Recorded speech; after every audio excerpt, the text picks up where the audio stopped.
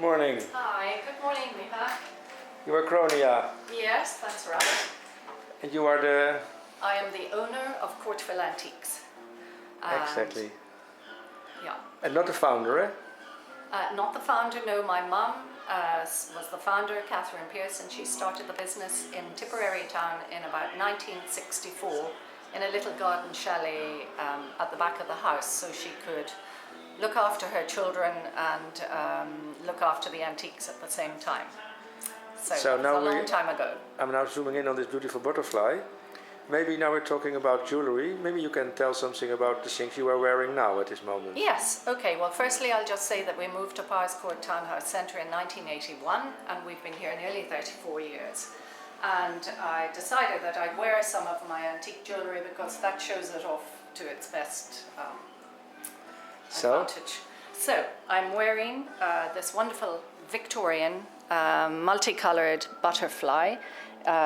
It is studded with diamonds, sapphires and rubies, and the idea is that it looks realistically like a butterfly with the beautiful colours.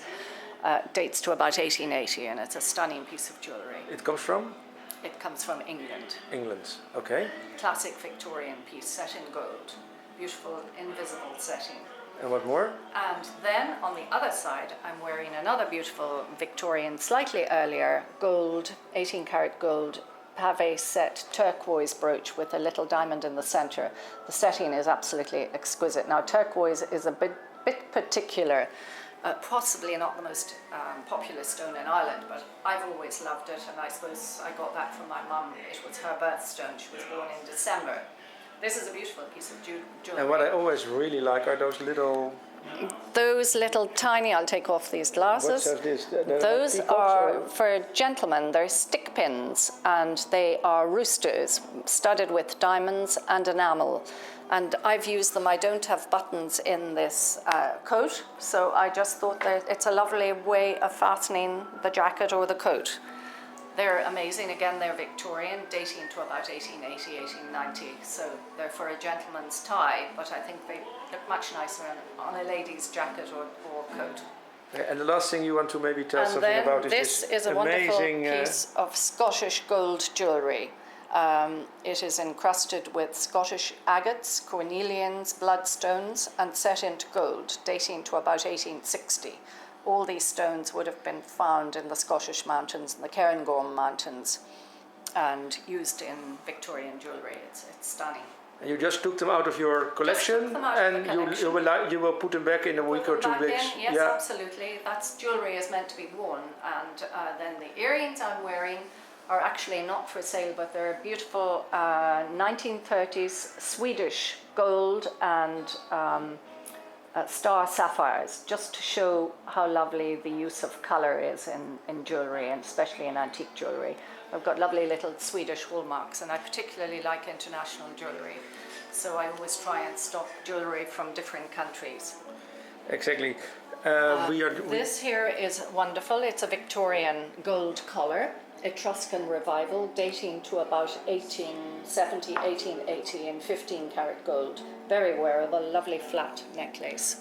Okay, and you took this picture. What do we see here? This picture I found because this year is our 50th anniversary of the first antique dealers fair in 1966, and this was the stand that my mum put together with this beautiful harp by Erhard, who was one of the famous harp makers. He was, I think, an Englishman, and that dates to about 1890. It was bought by a Japanese dealer way back in 1966. So this year we're having a special fair to commemorate the 50 years. So it should be a big event in the RDS in September, the last 4 days in September. So worth coming to. Okay, Cornelia, just a few minutes ago we saw a Chinese family walking in here. How would you describe your clientele in this shop? Well, we have an international clientele, and we're getting a lot of Chinese at the moment, and I'm wearing a piece that they were actually admiring, which is from the 70s.